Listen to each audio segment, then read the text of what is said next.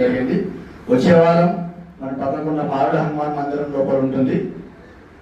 ఉదయం 8:30 మంగళవారం రోజు. అదేవిధంగా ఇంకో సూచన ఏముందంటే, విశ్వ హిందూ పరిషత్ తరఫున ఈ సంవత్సరం నుండి ఇంకో కొత్త ఆయాం ప్రారంభించబడింది.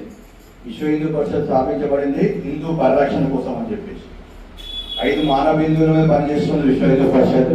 ఒకటి భరతమాత, ఒకటి శ్రీమూర్తులు, ఒకటి గోమాత, మత మందిరాల పరిరక్షణ, అదేవిధంగా మత గ్రంథాలు.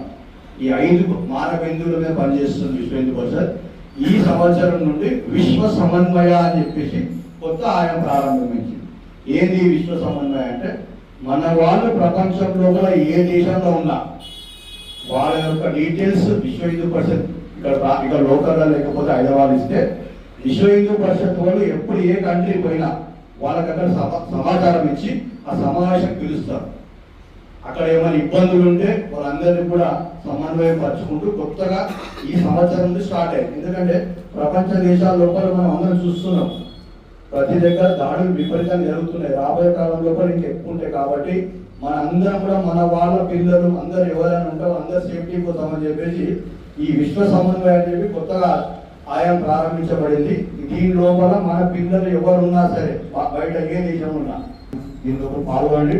అదేవిధంగా ఈ నగర సంకీర్తనలో కూడా ప్రతి ఒక్కరు పాల్గొనాలి. దయచేసి అయ్యప్ప స్వామిలో కూడా అందరూ కూడా ప్రార్థన. మీరు కూడా ఉదయం మీరు వస్తువులు ఏమిటంటే కొంచెం ఇంకా వేరే వాళ్ళు కూడా ప్రేరణ అవుతుంది. అందరితో కూడా అందరం కలిసిపోతేనే కార్యక్రమాలు చేయాలి. మన ధర్మాన్ని మనమే కాపాడుకోవాలి, ఎవరు వచ్చి కాపాడుకో లేరు. కాబట్టి మనం అందరం కూడా ఎట్లయితే పూజలు చేస్తామో ధర్మం దేశం కోసం కూడా సమయం ఇద్దాం ఈసారి. ఎందుకంటే రాబోయే కాలం లోపల చాలా మనకి కొంచెం పరీక్ష కాలం ఉన్నాయి. కాబట్టి అందరం కూడా దయచేసి అందరూ ఈ సూచన గమనించాలి. ఒకసారి అందరం కూడా జయం కోసం స్టార్ట్ చేద్దాం. సచ్చిదానంద భగవాన్